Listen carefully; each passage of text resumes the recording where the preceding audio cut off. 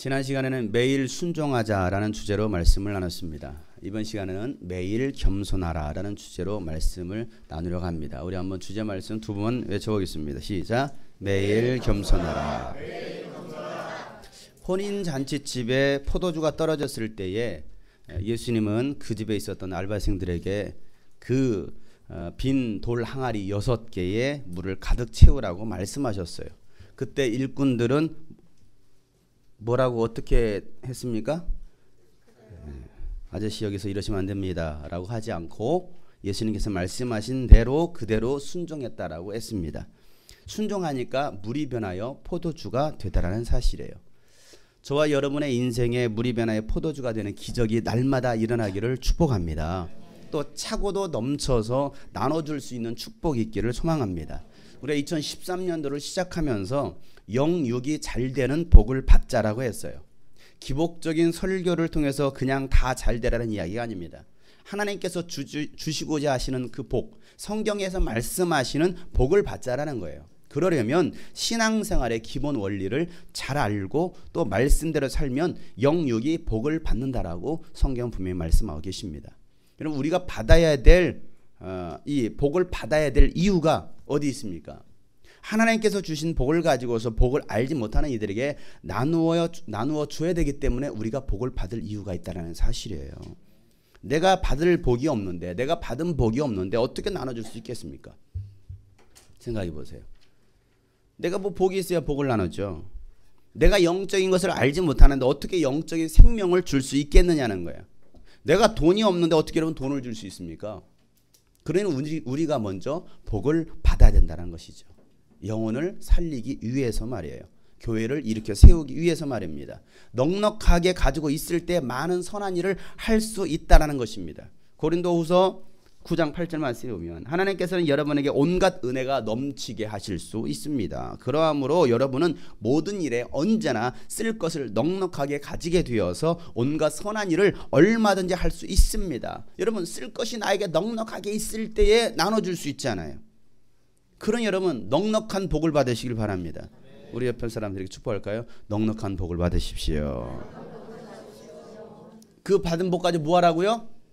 선한 일을 하라는 것입니다. 선한 일. 악한 일이 아니에요. 선한 일입니다. 선한 일은 어떤 일입니까? 하나님의 일입니다. 그 하나님의 일이 무엇입니까? 영혼을 구원하는 거예요. 그게 하나님께서 생각하시는 선한 일이라는 것입니다. 우리 교회 성도들에게 하나님의 은혜가 충만해서 영혼과 육이 잘 되기를 축복합니다. 또한 영상을 통해서 예배하시는 모든 분들에게도 동일한 복이 있기를 축복합니다.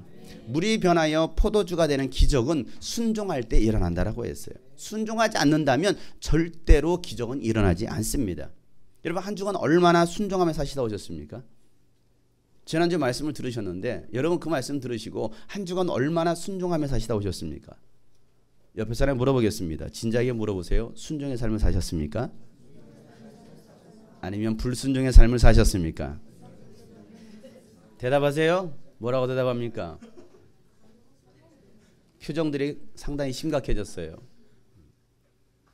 이와 같은 때엔 난 노래하네 사랑을 노래하네 주님께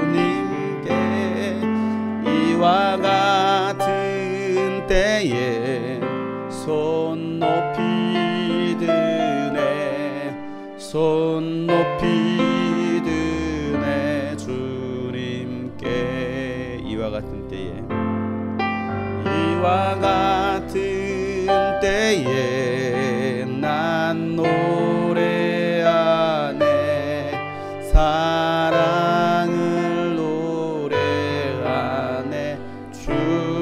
주님께 이와 같은 때에 손 높이 드네 손 높이 드네 주님께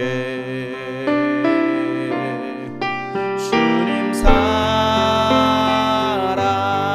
사랑해요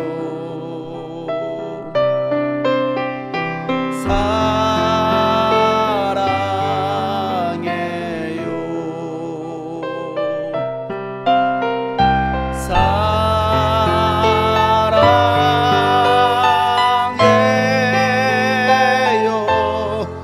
주님 사랑. 다시 한번 사랑합니다 고백합시다. 사랑해요 주님. 주님 사랑해요.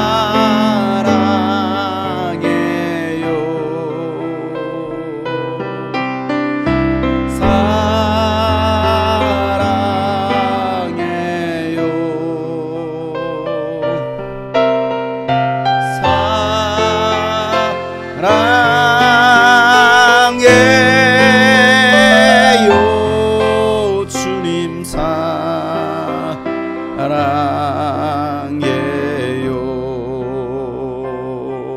주께서 내 길 예비하시네.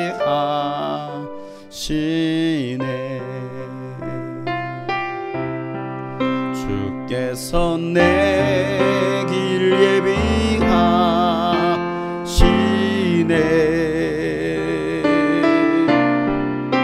이제 하루하루를 주를 위해 살리라. 주께서 내 길 예비하시네. 여러분, 주님께서 여러분의 길을 예비하시기를 원하십니까? 정말입니까? 그럼 우리가 이렇게 고백할 수 있어야 됩니다. 나 이제 주를 따라가려네.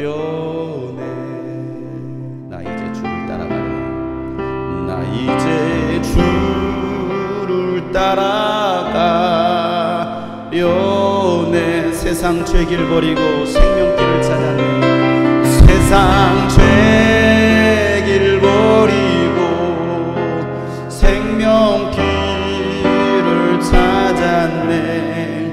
나 이제 주를 따라가려네. 나 이제 겸손하게 살리라. 나 이제 겸손하게 살리라. 나 이제 겸손하게, 나 이제 겸손하게 살리라. 나의 하루하루를, 나의 하루하루 겸손하게 살리라. 겸손하게 살리라. 나 이제 겸손하게 살리라. 나 이제 순종하며 살리라. 나 이제 순종하며 살리라. 지난 한 주간의 삶을 돌아보며 주님 앞에 다시 한번 결단하며 고백합시다. 나 이제 순종하며 살리라. 나 이제 순종하며 살리라. 나의 하루하루, 나의 하루하루 주를 따라 살리라. 주를 따라 살리. 나 이제 순종하며, 나 이제 순종하며 살리. 우리 마지막으로 주님 앞에 고백합시다. 나 이제 기도하며 살리라. 나 이제 기도하며 살리라. 나 이제 기도하며 살리라. 나 이제 기도하며 살리라. 나의 하루하루, 나의 하루하루 주를 따라 살리라. 따라 살리라. 나 이제 기도하며 살리라. 여러분, 이런 찬양의 고백이 입술만의 어떤 고백이 되지 않았으면 좋겠습니다. 그렇게 사는 게 중요하지 않은 게 중요한 것이 아니라고 했어요. 지난 한 주간 우리가 새벽 말씀 큐티를 나누면서 하나님께서 동일하게 주셨던 말씀, 매번 하셨던 말씀은 회개하라, 내게로 돌아오라, 금식하며 기도하라, 그리고 성회로 모여라. 주님의 전을 찾으라는 말씀을 계속해서 하셨어요. 그럴 때 그 땅을 회복시켜 줄 것이다 라고 주님 말씀하십니다. 여러분, 회복되기를 원하십니까? 응답받기를 원하십니까? 그런데 우리는 기도하지 않아요. 회개하지 않습니다. 죽게 돌아오지 않습니다. 그러면서 우리는 뭔가 기적을 바라고 있다는 거예요. 그랬을 때 기적이 일어나는 게 기적이라고 했어요. 그런 기적은 일어나서도 안 된다라고 했습니다. 기적은 순종할 때 일어나는 거예요. 그렇다고 한다면 어떤 사람들이 순종할 수 있습니까? 순종할 수 있는 사람들이 어떤 사람들입니까? 겸손한 사람이 순종합니다. 교만한 사람은요 절대 순종하지 않습니다. 신앙생활은 순종의 생활이에요. 따라서 하겠습니다. 신앙생활은 순종의 생활입니다. 그래요. 신앙생활은 순종의 생활입니다. 신앙생활은 겸손의 생활이에요. 순종이 믿음이고 겸손이 믿음입니다. 시작. 지금 멍 때리는 사람이 있어요. 멘붕이에요. 뭔 소리 하나. 말씀에 집중하지 못하는 거죠. 순종이 믿음이고 겸손이 믿음이라는 사실이에요. 뭐가 믿음입니까? 순종이 믿음이에요. 겸손이 믿음입니다. 믿음 생활하면서 순종하지 않는다면 그건 믿음 생활하는 것이 아닙니다. 자기 생활하고 있는 거죠. 야고보서 2장 20절 말씀에 어리석은 사람아 그대는 행함이 없는 믿음은 쓸모가 없다라는 것을 알지 못합니까? 미련한 사람, 어리석은 사람들이 누구입니까? 행함이 없는 믿음은 쓸모없다라는 것을 알지 못하는 사람. 여러분 행함이 없는 믿음 2장 26절 말씀에 영혼이 없는 몸이 죽은 것과 같이 행함이 없는 믿음은 죽은 것이라는 거예요. 알고 행하지 않는 거, 듣고 행하지 않는 거, 깨닫고 행하지 않는 것은 죽은 시체와 같다라는 것입니다. 오늘날 교회 안에 죽은 시체들이 얼마나 많이 있습니까? 아니 이 자리에도 죽은 시체들이 있다라는 사실이에요. 없을까요? 예외일까요? 아니죠. 오늘 이 말씀을 듣는 우리 가운데도 바로 영혼 없는 몸이 죽은 것 같이 시체들이 앉아있다라는 거예요. 우리 옆에 사람 보세요. 혹시 당신이라 하지 마시고 내가 시체인지 한번 봐주세요. 한 말 해주세요. 자기가 죽은 것은 알지 못하고 너 시체야 라고 말하지 말고 아무래도 내가 시체인 것 같습니다. 여러분 믿음이 있길 원하십니까? 믿음을 원하십니까? 순종하시면 됩니다. 그런데 안 하죠. 큰 믿음 가지시길 원하십니까? 아멘은 잘해요. 여러분 큰 믿음을 가지길 원하신다면 무엇이든 그대로 순종하시면 되는 거예요. 그런데 그 무엇이든지 그대로 순종하지 않아요. 다 계산합니다. 생각합니다. 너무 똑똑해요. 너무나 똑똑해요. 하나는 제자들이 예수님께 이런 요청을 하죠. 예수님 우리에게 믿음을 더하여 주십시오. 오늘 읽었던 이 5절 말씀입니다. 다 같이 한번 읽어볼까요? 여러분들이 사도가 되어서 한번 읽어보세요. 시작. 말씀이 거기만 있었나요? 사도들이 주님께 말하였다. 시작. 네. 여러분들이 지금 예수님께 요청하는 거예요. 오늘 이 시간 우리가 요청하는 거 보십니까? 우리에게 믿음을 더하여 주십시오. 믿음을 더해야 되는 말은 영어로 increase입니다. increase란 말은 증가하다, 늘리다, 상승하다라는 거예요. 다시 말해서 큰 믿음이 되게 해달라는 요청이죠. 지금보다도 우리의 믿음이 더 성장하도록 더 커지도록 해달라는 제자들의 요청이었습니다. 우리도 이런 기도하지 않습니까? 하나님 나에게 믿음을 주십시오. 성령님께서 역사하실 만한 믿음을 나에게 주십시오. 나의 믿음이 성장하게 하여 주십시오라고 기도하지 않습니까? 하나님 나 믿음 그따위 필요 없습니다. 믿음 주지 마세요. 그렇게 구하는 사람 있나요? 믿음 달라고 한 번이라도 구해보시는 분 한번 손 들어보세요.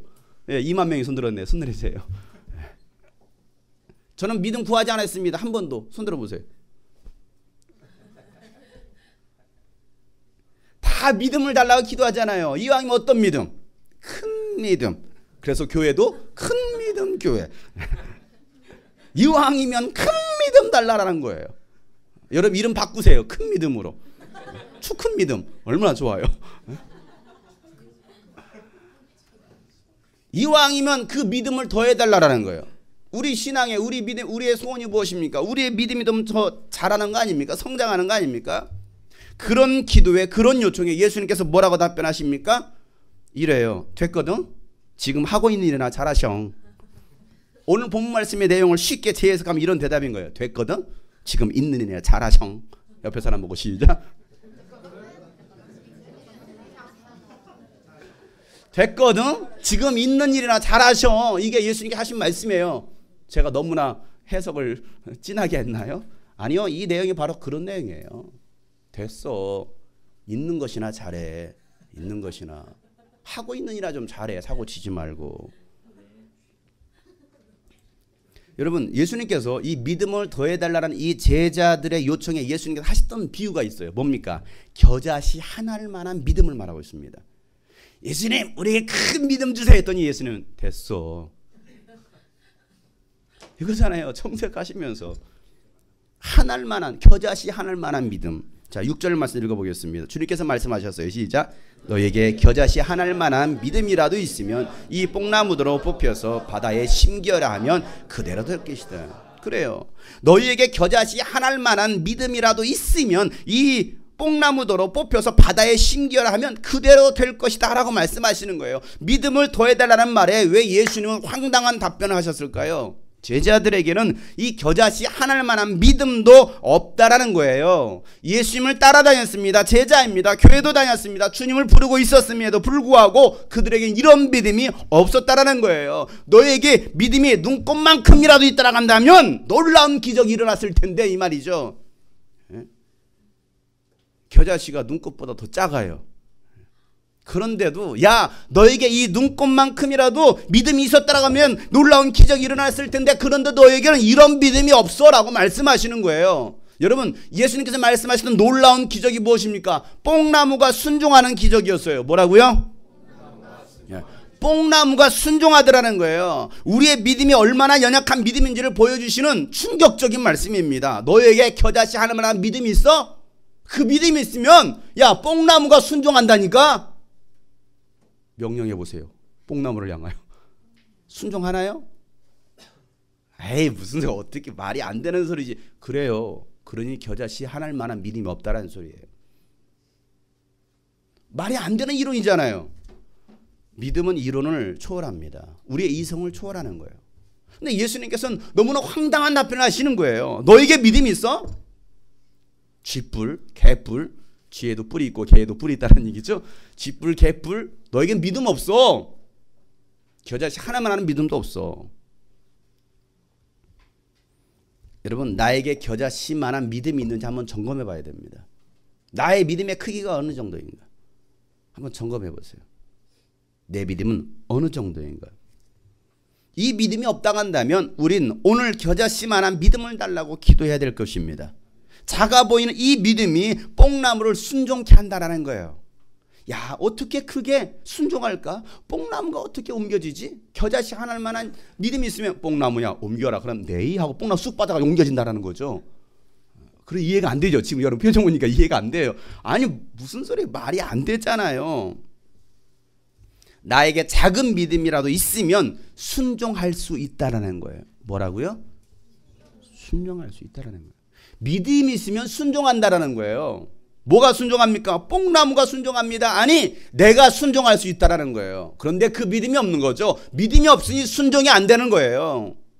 믿음만 있으면 뽕나무도 순종하고 나도 순종할 수 있다라는 것입니다. 믿음의 말씀을 하시면서 예수님은 양치는 종의 이야기를 또 하십니다. 믿음을 더하는 것과 이 종은 또 무슨 상관이 있겠느냐는 것이죠. 오늘 7절부터 9절에 있는 말씀. 너희 가운데 누구에게 밭을 갈거나 양을 치는 종이 있다 하자. 그 종이 들에서 돌아올 때에 어서 와서 식탁에 앉아라 하고 그에게 말할 사람이 어디 있겠느냐. 오히려 그에게 말하기를 너는 내가 먹을 것을 준비하여라. 내가 먹고 마시는 동안에 너는 허리를 동이고 시중을 들어라. 그런 다음에야 먹고 마셔라 하지 않겠느냐. 그 종이 명령한 대로 하였다고 해서 주인이 그에게 고마워하겠느냐? 주인이 하루 종일 밭에서 일을 하고 양을 치고 돌아온 종에게 수고했구나. 어서 들어와서 앉아서 쉬고 먹자라고 말하지 않고 오히려 뭐라고 말합니까? 야, 내가 먹을 것을 가서 준비해와. 그리고 내가 식사하는 동안 너는 허리를 동이고 시중을 들어라. 주인이 이렇게 말씀하십니다. 옛날 조선시대 양반과 하인, 마당새와의 관계를 생각하시면 이 말씀이 쉽게 이해가 되겠죠. 그렇지 않습니까? 야, 가서 시중 들어. 물 떠와. 그럼 뭐 해야 돼요? 물 떠와야 돼요. 야, 국이 떨어졌다. 국 좀 가져와라. 반찬 가져와라. 주인은 종이 밥을 먹었느냐 안 먹었느냐 별로 관심이 없어요. 밖에서 더운데 힘들게 고생했는지 안 했는지도 별로 관심이 없습니다. 종은 주인을 위해서 존재할 뿐이에요. 누구를 위해서요? 주인을 위해서. 너무 억울한 거 아니에요? 주인으로 태어나시지? 종으로 태어난 사람이 있는가 하면 자처해서 종이 된 사람이 있습니다. 성경에도 그 이야기가 나와요. 주인이 시키는 대로 종이 다 했다고 해서 주인이 또 종에게 고맙다라고 말하지 않는다라는 거예요. 그러지 않나요? 수고했다. 고맙다. 아니요. 그런 말을 안 한다라는 거예요. 그런데 이 종의 이야기와 믿음은 무슨 관계가 있느냐라는 것이죠. 믿음은 종과 같이 말없이 순종하는 것이고 순종은 겸손한 자가 할 수 있다는 것을 예수님은 오늘 말씀을 통해서 우리에게 말씀해 주시는 거예요. 종도 사람입니다. 종도 감정을 가지고 있고 자기 생각이라는 것이 있습니다. 그럼에도 종은 주인에게 속한 자예요. 누구에게 속했다고요? 주인에게 속했어요. 누구의 것이에요? 주인의 것입니다. 여러분은 종입니까? 자녀입니까? 종이자 자녀이자 자녀이자 종입니다. 여러분 종은 아닙니까? 그냥 하나님의 자녀로만 남겠습니까? 아니죠. 하나님의 종이기도 합니다. 그러면 우리는 누구의 것이라는 거예요?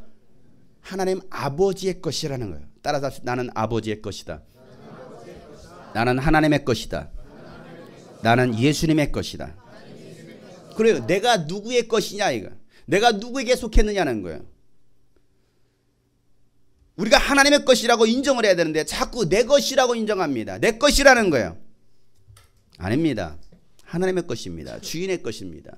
주인이 이래라 저래라 하면 종은 뭐 해야 됩니까? 그 주인의 말에 겸손히 순종해야 합니다. 자신의 감정을 표출하지 않습니다. 힘들어도 힘들다라는 말을 하지 않아요. 종은 오직 예 주인님만 할 뿐이라는 사실이죠. 주인님 저에게 이러시면 안 됩니다 라고 말할 수 없습니다. 주인님 오늘 제가 기분이 좀 좋지 않거든요. 할 수가 없겠습니다. 좀 몸이 좀 피곤합니다. 방금 힘든 일하고 왔는데 또 일을 시키십니까? 너무 하시는 거 아니에요? 종이 어떻게 여러분 그렇게 말할 수 있습니까?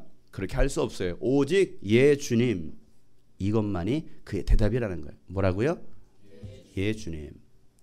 고린도후서 1장 19절부터 20절에 보면 이렇게 말씀하고 있죠. 우리 다 같이 한번 읽어보겠습니다. 나와 실로아노와 디모데가 여러분에게 선포한 하나님의 아들 예수 그리스도께서는 예도 되셨다가 동시에 아니오도 되신 분이 아니었습니다. 그리스도 안에는 예만 있을 뿐입니다. 하나님의 모든 약속은 그리스도 안에서 예가 됩니다. 그러므로 그리스도로 말미암아 우리는 아멘하면서 하나님께 영광을 돌리는 것입니다. 그리스도 예수 안에는 뭐만 있어요? 예만 있다라는 거예요. 예. 그리스도 예수 그리스도 안에는 말씀 안에는 오직 예 아멘만 있다라는 것입니다. 아니오가 없어요. 아니오가. 근데 우리는 너무나 아니오를 잘합니다. 아니면 왜요? 하기 싫다 이거예요. 왜 나에게 그 일을 시키십니까? 왜요? 아니요. 예. 이게 신앙이라는 거죠. 이게 믿음이라는 거죠. 이게 겸손이라는 거예요. 겸손은 자신을 버리는 것입니다. 내려놓는 것입니다. 이게 바로 주님의 마음이에요. 예수님께서 마태복음 11장 29절 말씀에 나는 마음이 온유하고 겸손하니 라고 말씀하십니다. 예수님의 마음은 뭐라고요? 온유와 겸손이다라는 거예요. 온유와 겸손. 그러니 너희는 내 멍에를 메고 나에게 배우라는 것입니다. 뭘 배웁니까? 예수님의 마음을 배우라는 거예요. 예수님의 마음. 야, 내 마음은 겸손이야. 내 마음을 좀 가져봐. 내 마음을 좀 배워봐 라고 주님 말씀하시는데 우리는요 싫은데요. 왜요? 이게 우리들의 모습 아닙니까? 여러분들은 얼마나 순종하십니까? 여러분들은 얼마나 겸손히 예라고 대답하십니까? 신앙생활 하면서 왜 사람들과 문제가 발생하고 하나님과 관계가 깨질까요? 겸손함을 잃어버렸기 때문에 그래요. 자신의 생각과 감정이 들어오고 계획들이 들어옵니다. 불쑥불쑥 교만함이 자신을 사로잡습니다. 자신이 드러나는 거예요. 내가 다른 사람보다도 더 낫다라는 생각이 들어옵니다. 그래서 자신의 뜻을 굽히지 않는 거예요. 왜? 내가 더 나은데, 내가 더 똑똑한데, 내가 저 사람보단 나아라고 생각하는 거죠. 내가 하나님보단 나아. 그러나 성경은 뭐라고 말합니까? 자기보다도 서로 남을 더 낫게 여기라고 말씀합니다. 빌립보서 2장 3절 말씀에 다 같이 읽어보겠습니다. 무슨 일을 하든지 경쟁심이나 허영으로 하지 말고 겸손한 마음으로 하고 자기보다 서로 남을 낮게 여기십시오. 겸손한 마음 가지고서 서로 자기보다도 남을 더 낮게 여기라는 것입니다. 우리 옆에서는 축복하겠습니다. 당신이 저보다 훨씬 훌륭합니다. 또 한번 축복합시다. 당신이 저보다 훨씬 낫습니다. 저보다 훨씬 잘생겼습니다.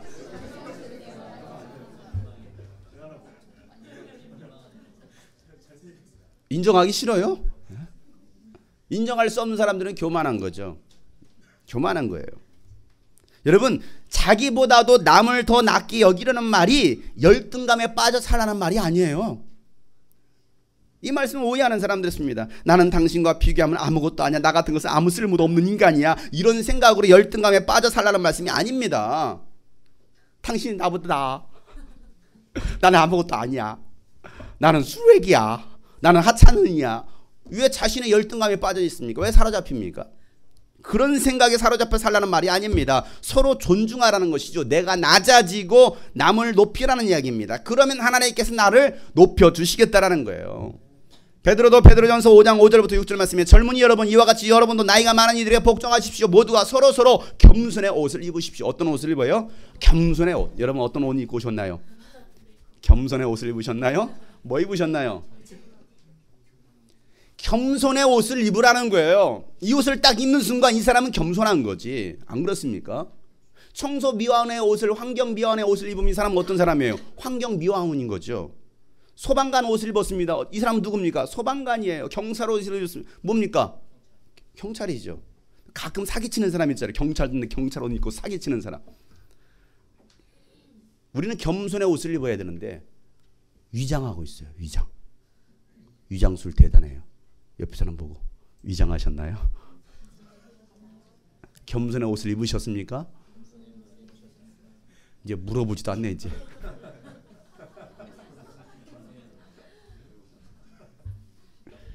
겸손의 옷을 입으라는데 그러면서 뭐라고 말하고 있습니까? 하나님께서는 교만한 자를 물리치시고 겸손한 사람에게 은혜를 베푸십니다. 교만한 사람 하나님께서 물리치신다라는 거예요. 그러나 겸손한 자에게 하나님께서 은혜를 베푸신다. 여러분 은혜 받기를 원하셔요? 그럼 뭐 하라고요? 겸손하라는 거예요. 겸손해라. 그러면 겸손한 자에게 하나님께서 은혜를 주신다. 그러므로 여러분은 하나님의 능력의 손 아래 자신을 낮추십시오. 때가 되면 하나님께서 여러분을 높이십니다. 때가 되면 하나님께 높여주신다라는 거예요. 그냥 나 스스로 막 높아지려고 하는 것이 아니라 때가 되면 하나님께 높여주실 테니까 그때까지는 참고 계속 겸손하게 섬기라는 것입니다. 낮아지라는 것입니다. 하나님 언제까지 낮아야 됩니까? 때가 될 때까지. 그러면 내가 너를 높여줄 거야. 근데 우리는 너무 성급해요. 빨리빨리 뭔가 높아지기를 원하는 거예요. 빨리빨리 뭔가 자기가 이루고자 하는 것을 그 뜻을 이루기를 원하는 거예요. 너무나 교만해서 그래요. 때가 되면 하나님께서 높아주실 텐데 예수님은 철저히 자신을 낮추신 분이십니다. 하나님이신 예수님은 죄인의 몸으로 이 땅에 오셨습니다. 그리고 죽기까지 순종하셨습니다. 왜 내가 죽어야 됩니까? 왜 내가 이런 일을 해야 합니까? 왜 하필이면 납니까? 라고 대들지 않으셨어요. 원망하거나 불평하지도 않으셨습니다. 묵묵히 자기에게 주어진 그 십자가 가지고 죽으시더라는 거예요. 그분이 바로 예수님이셨습니다. 우리 예수님 믿는 사람들은 아닙니까? 예수님 따라가는 사람들 아닙니까? 예수님처럼 살기로 작정한 사람들 아닙니까? 그렇다고 한다면 우리는 예수님처럼 묵묵히 자기에게 주어진 십자가 지고 따라가는 자가 나의 제자라고 예수님께서 말씀하고 계시잖아요. 이사야서 53장 7절 말씀에 그는 굴욕을 당하고 고문을 당하였지만 아무 말도 하지 않았다. 마치 도살장으로 끌려가는 어린 양처럼, 마치 털 깎는 사람 앞에서 잠잠한 암양처럼 끌려가기만 할 뿐 아무 말도 하지 않았다라고 말하고 있습니다. 도살장으로 끌려가는 양, 자기가 지금 죽으러 가는지도 몰라요. 앞에 양이 목이 쳐서 죽는데도 모르고 그냥 또 목을 뒤로 내미는 거예요. 그게 바로 양입니다. 털 깎는 자 앞에 있는 잠잠한 양처럼, 양이 얼마나 잠잠한지 털 깎는 걸 봤어요. 동영상으로 보세요. 나중에 한번 검색해 보세요. 양을 탁 뒤집으니까 탁 뒤집어졌어. 그리고 바리가는 밀잖아요. 시원하다. 가만히 있어요. 다시 뒤집잖아요. 가만히 있습니다. 옆으로는 이러고 있고, 이러고. 고개 가만히 있어요. 털을 깠는데도. 우리는 하지 마요. 왜 이러세요? 우리는 그러지 않습니까? 우리는 너무나 반응을 보여요. 너무 잘 보입니다. 막. 즉각 반응 말이에요. 양은요 가만히 있더라고요. 그 양의 모습을 보면서 그래서 성경에서 이 털 깎는 자 앞에 있는 어린 양과 같이 예수님께서 묵묵히 죽으셨다라고 말씀하시는구나. 근데 왜 우리는 그렇게 하지 못합니까? 여러분 이 말씀 다시 한번 읽어보세요. 그리고 우리 자신 한번 돌아봤으면 좋겠습니다. 다 같이 한번 읽어보겠습니다. 시작.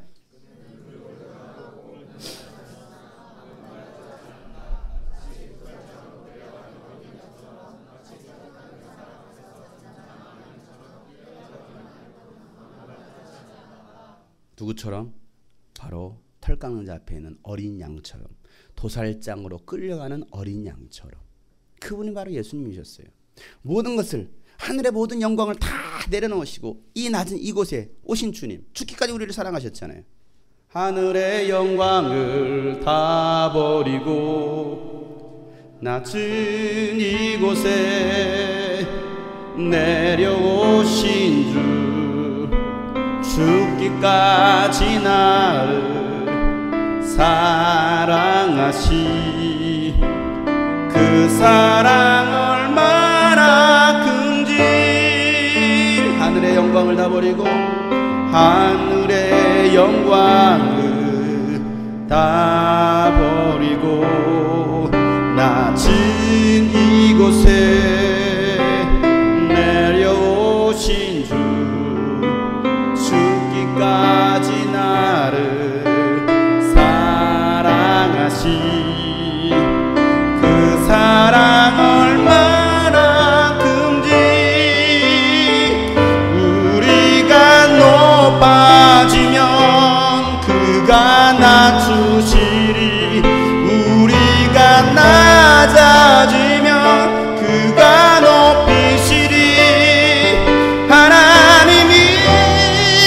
원하시는 세상으로 나 자신을 낮추는 섬김으로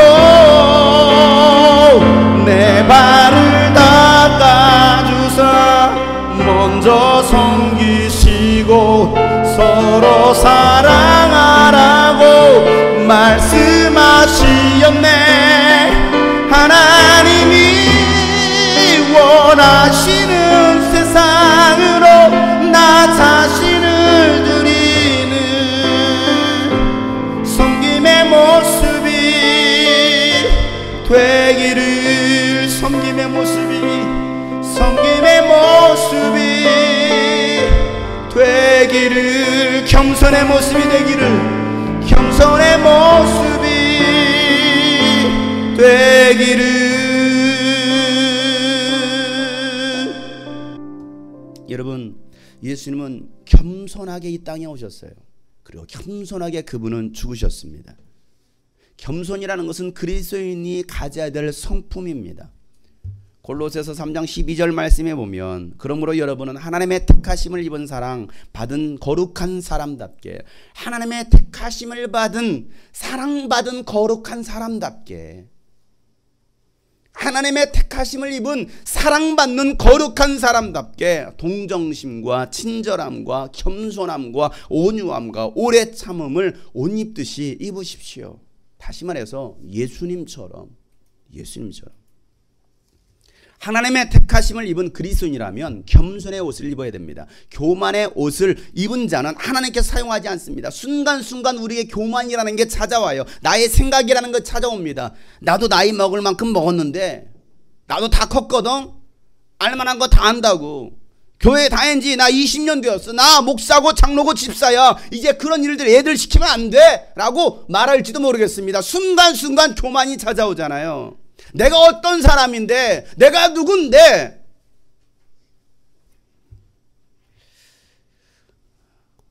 제가 전도사 시절에 교회 2층에 있는데 청년이 다급하게 뛰어왔습니다.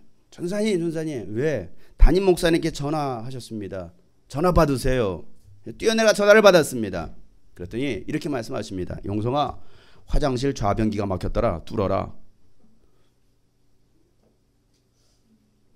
화장실 좌변기가 막혔는데 뚫어라. 그때 제가 뭐라고 대답했겠습니까? 제가요?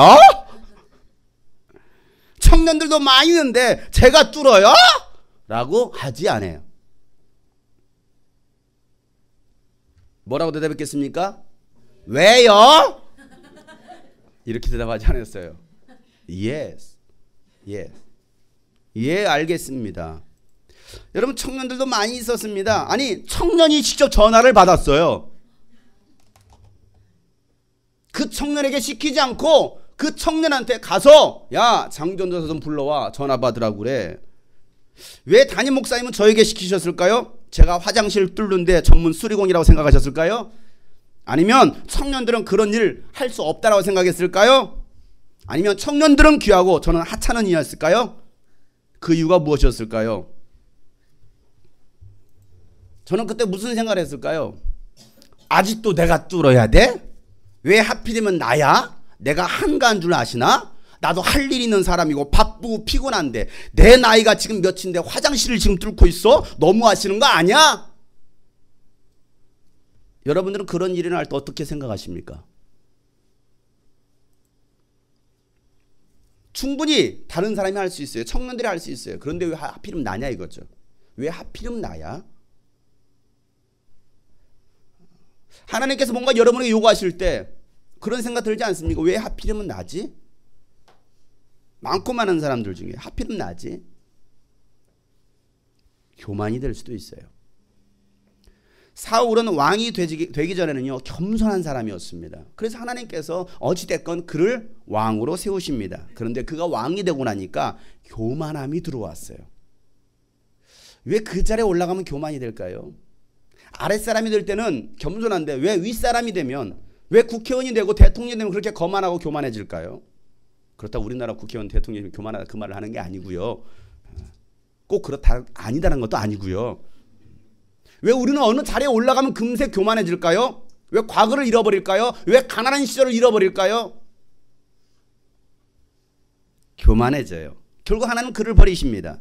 사무엘상 15장 35절 말씀에 그 다음부터 사무엘은 사울 때문에 마음이 상하여 죽는 날까지 다시는 사울을 만나지 않았고 주님께서도 사울을 이스라엘 왕으로 세우신 것을 후회하셨다라고 말씀하십니다. 하나님께서 후회하시는 거야. 내가 저를 왕으로 세운 것을 후회한다. 사무엘 선지자도 그를 다시는 보고 싶지 않았어요. 저게 그런 마음이 없었으면 좋겠습니다. 난 다시는 내가 누구를 보고 싶지 않아. 이런 마음이 없었으면 좋겠습니다. 이건 그 사람에게는 불행인 거예요. 안 그러겠어요? 이왕이면 환영받는 사람, 보고 싶은 사람, 보고 싶어 수민아, 보고 싶었어, 보고 싶어서 수진아, 막 이래야 되는데 말이에요. 그랬어야 되겠습니까? 다시는 보고 싶지 않아. 사무엘 선지자가 사울 왕을 향해서 그렇게 말하고 있어요.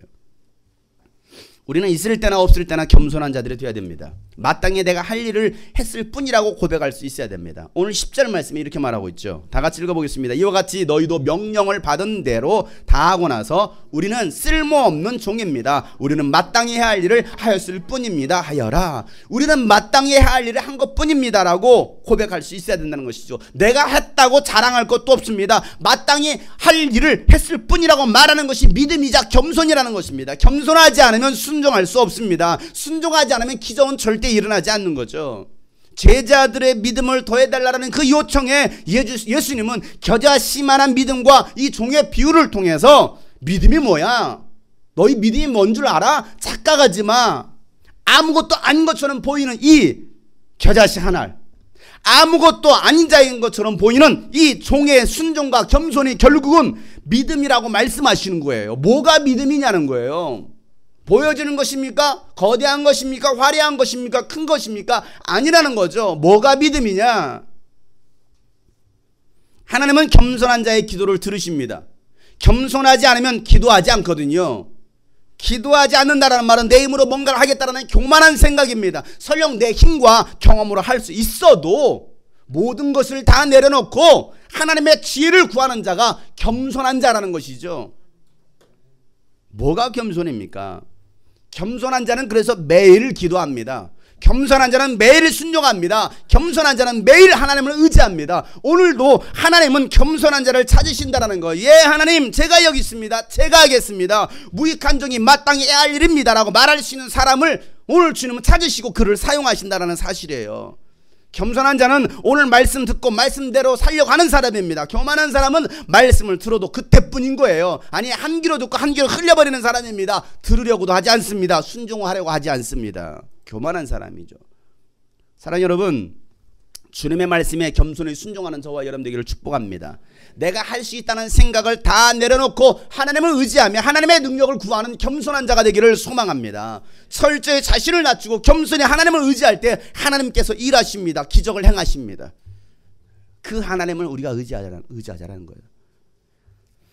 교회 이전은 내 힘으로 우리 힘으로 할 수 있는 일이 아닙니다. 물질로 헌신하는 것도 내 힘으로 할 수 있는 것이 아닙니다. 계산되지 않는 거예요. 겸손히 주님의 음성에 귀 기울이고 순종할 때 기적이 일어나는 것이죠. 하나님께서 모세를 부르시고 이스라엘 백성을 가나안 땅으로 이끌라라 말씀하셨을 때 나는 할 수 없는 자입니다. 못하겠습니다라는 그런 고백을 합니다. 누가요? 모세가요. 나는 할 수 없어요. 나는 못하겠어요. 그게 교만이라는 거예요. 하나님 보실 때 알아. 못하는지 안다니까. 너 부족한 줄 알아. 근데 왜 그걸 자꾸 그렇게 말을 해. 안다니까. 못해요 안 해요. 그럴 때 하나님은 모세의 생명을 거두어 가시겠다고 말씀하셔요. 왜? 교만하니까. 옆에 사람 보세요. 교만하면 생명을 거두어 가십니다.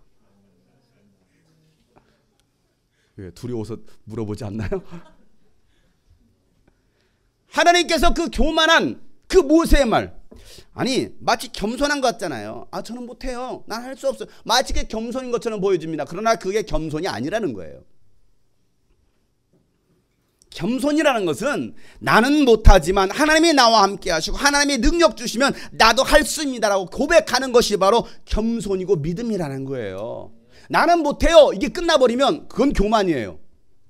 나는 못해요. 그러나 하나님이 나에게 능력 주시고 하나님이 나와 함께 하시니 나도 할 수 있습니다. 이게 겸손한 자인 거예요. 그냥 무조건 내가 할 수 있습니다. 이건 교만이죠. 우리는 무조건 나는 못해, 나는 할 수 없어라고 말하는 것이 겸손인 줄 착각하고 있습니다. 교만이라는 것을 알아야 돼요. 하나님의 능력을 제한시키는 일입니다. 하나님이 하시는 일을 방해하는 행동이에요. 못한다는 나의 교만 때문에 하나님의 일을 방해하는 적이 얼마나 있습니까, 여러분? 무슨 일을 시키면 저는 못해요. 다 못해요. 그냥 넌 못해라. 나는 망치에서 너는 못해. 나는 망치야. 이해를 못하시는 분들, 하나님은 오늘도 저와 여러분을 사용하시기를 원하시는데 우리는 그 교만함 때문에 하나님의 마음을 아프게 하고 있지 않느냐 이거예요. 멍 때리고 계신 세 분 여러분, 하나님의 마음을 아프게 하고 있지 않습니까? 하나님은 내가 하는 것이 아니고 내가 하는 거야. 겸손히 순종하고 따라오기만 해. 그러면 길은 내가 열어줄 거야. 출애굽기 3장 11절부터 12절에 있는 말씀이죠. 모세가 이렇게 하나님께 말합니다. 다 같이 읽어보겠습니다. 내가 누구이기에 바로에게 가며 이스라엘 자손을 애굽에서 인도하여 내리이까? 하나님이 이르시되 내가 반드시 너와 함께 있으리라. 네가 그 백성을 애굽에서 인도하여 낸 후에 너희가 이 산에서 하나님을 섬기리니 이것이 내가 너를 보낸 증거니라. 내가 너와 함께 있겠다라는 것입니다. 내가 너를 이끌어내겠다라는 거예요. 누가 이끌어낸다는 거예요?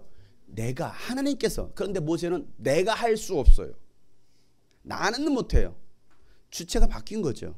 그래요. 나는 못합니다. 나는 할 수 없어요. 그러나 하나님이 하시겠다라는 거, 그걸 인정하라는 거예요. 그게 바로 믿음이라는 것이죠. 겸손히 순종만 하면 하나님께서 능력도 주십니다. 믿음 없는 모세처럼 어리석게 대꾸하지 맙시다. 여러분, 하나님께서 보내실 때, 가라 하실 때에 우리는 순종하고 나아가기를 소망합니다. 그러면 하나님께서 일하신다라는 거예요. 내가 무엇이라고? 아니, 보낼 만한 자를 보내시옵소서. 하나님께서 보낼 만하니까 보내신다고 하시잖아요. 아닌가요? 아닌가 보네요. 왜 우리가 판단하고 우리 기준으로 한다 못한다 하십니까? 교회 이전 문제, 여름 유수비전 캠프, 이스라엘 선교 캠프, 왜 우리 생각으로 한다 못한다, 간다 못 간다 왜 결정하십니까? 하나님이 하시겠다라고 하시는데 왜 우리는 못한다고 하느냐 이 말이에요. 왜 하나님의 능력을 제한시키냐 이거예요. 이스라엘에 있는 동안 여러 상황들을 통해서 우리가 기도한 것들을 응답해 주시는 것을 하나님께서 보여주셨습니다. 여리고성이 무너질 것을 기도했을 때 여리고성에 도착하자 하나님은 그곳에서도 사인을 보여주셨습니다. 이스라엘에서 돌아온 날 교회에 왔는데 제 아내가 이런 말을 합니다. 하나님께서 우리에게 주시려나 봐요. 왜? 했더니 달력도 출애굽이네요. 3월에 출국해서 4월에 돌아왔습니다. 그리고 교회 달력을 보니까 4월달 주제가 출애굽에서 홍해였습니다. 이게 여러분 우리 교회 4월달 달력입니다. 아십니까? 관심 있으십니까? 왜 하필이면 교회 달력도 4월달에 출애굽에서 홍해로가 있느냐 이거예요. 제가 달력을 그렇게 만들었을까요? 아니요, 구입했을 뿐입니다. 돌아오자마자 출애굽에서 홍해예요. 우리가 건너가야 할 땅, 주님이 주시고자 하시는 땅. 이렇게까지 말씀해 주시는데 우리가 움직이지 않는다면 이것은 교만입니다. 불순종입니다. 불신입니다. 이 일에 함께하지 않는다면 이것은 교만인 거예요. 불순종인 거예요. 왜? 하나님이 하시겠다라는데 왜 우리가 뒷짐지고 있겠느냐는 거예요. 하나님이 가라 하시면 가는 거죠. 아닙니까? 까라 하면 까는 거죠. 아무 도구 치지 않고 밤송이 까는 거죠. 손으로 까는 거죠. 내가 무엇이라고, 내가 누구간데 감히. 아니에요. 하나님이 하라 하시면. 사랑하는 성도 여러분, 홍해를 보지 말고 홍해 너머에 있는 가나안 땅을 바라보시길 바랍니다. 여리고성을 바라보지 말고 그 땅을 주신 하나님을 바라봅시다. 골리앗을 바라보지 말고 골리앗 뒤에 서 계신 하나님을 바라봅시다. 겸손히 기적을 났습니다. 겸손한 자가 무릎을 꿇습니다. 지금은 우리가 무릎을 꿇고 엎드릴 때입니다. 여러분이 가지고 있는 문제, 겨자씨만한 믿음으로 겸손히 순종하며 해결해 나가는 주의 자녀들 되시기를 주의 이름으로 축복합니다. 오늘 말씀 붙잡고 다 같이 한번 기도하실 때, 하나님, 믿음 없었던 나를 용서해 주십시오. 교만했던 나를 용서해 주십시오. 오늘도 주님 나를 통해서 일하시기를 원하시는데, 나를 통해서 기적을 행하시기를 원하시는데, 내가 누구라고, 내가 무엇이간데, 나는 할 수 없습니다. 나는 못합니다. 우리의 교만 때문에 하나님이 우리를 외면하시고 또 우리를 사용하시지 않는다면, 이것처럼 여러분 억울한 일 어디 있겠습니까? 여러분의 인생의 기적을 보시길 원하십니까? 아니, 하나님께서 행하실 일을 보시길 원하십니까? 그렇다면 오늘 말씀처럼 하나님, 내가 겸손하게 주님 말씀 믿고 순종하며 나가게 하여 주옵소서. 내가 기도할 때입니다. 영적으로 깨어있을 때입니다. 주님 바라볼 때입니다. 주님 의지할 때입니다. 나에게 겨자씨 하나만한 믿음이라도 주시옵소서. 이 믿음이라도 나에게 있길 원합니다. 주님, 나에게 믿음 주시옵소서. 다 같이 오늘 말씀 붙잡고 동성으로 기도하시겠습니다. 거룩하신 아버지 하나님, 오늘 주님께서 우리에게 말씀하신 하나님, 겸손함으로 순종하며 나아가는 하나님의 사람들을 되게 하여 주시옵소서. 주님께서 나를 인도하시고 주님께서 우리의 길을 예비하실 때에 하나님의 인도를 받기 원합니다. 나 이제 겸손하게 살리라.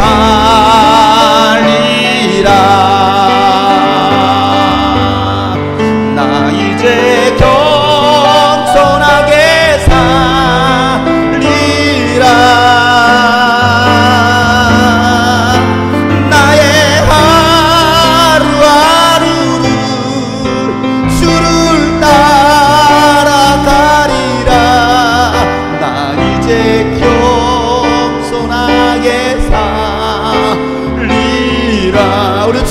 결단하며 고백합시다. 나 이제 겸손하게 살리라. 나 이제 겸손하게 살리라. 나 이제 순종하며 살리라. 나 이제 순종하며 살리라. 나의 하루하루를, 나의 하루하루를 주를 따라 살리라. 나 이제 겸손하게 주님 앞에 다시 한번 고백하세요. 나 이제 기도하며 살리라. 나 이제 기도하며 기도합시다. 나 이제 기도하며, 나 이제 기도하며 나의 하루하루를,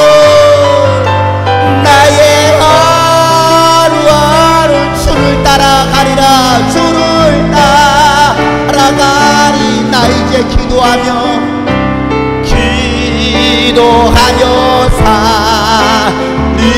살리라. 주께서 내 길 예비하시네. 주께서 내 길 주님께서 여러분의 길을 예비하시길 원하십니다. 주께서 내 길 예비하시네. 주께서 내 길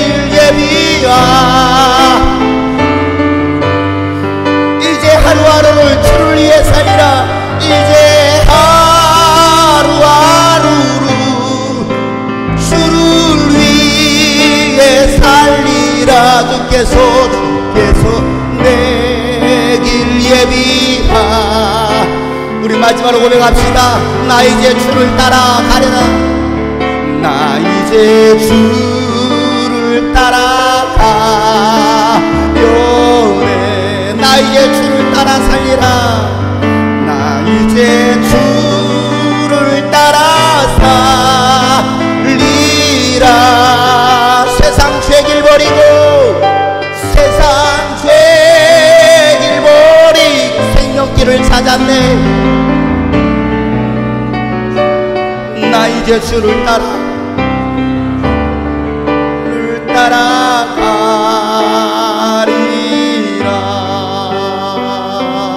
따라가리라. 나의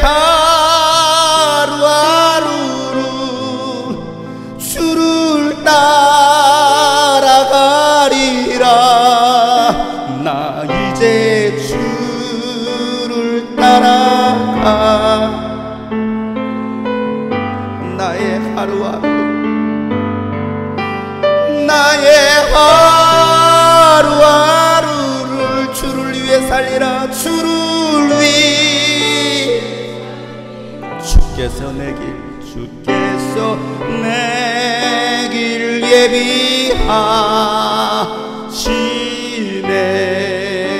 예비하시네. 하나님 아버지, 주님께서 우리의 길을 예비하시겠다라고 말씀하셨는데 우리가 겸손하지 못해 교만하여 불순종하여 주님의 뜻을 이루지 못할 때가 너무나 많았습니다. 하나님, 더 이상 어리석은 자들 되지 않게 하시고 이제는 주님께서 행하실 일을 믿고 순종함으로 겸손히 엎드려 기도함으로 하나님, 주님이 주시고자 하시는 그 모든 것들을 취할 수 있는 하나님의 사람들 되게 하여 주시옵소서. 우리 주님이 겸손히 이 땅에 오시고 죽으시고 순종하셨던 것처럼 우리 모두 주님처럼 겸손하게 살게 하여 주시옵소서.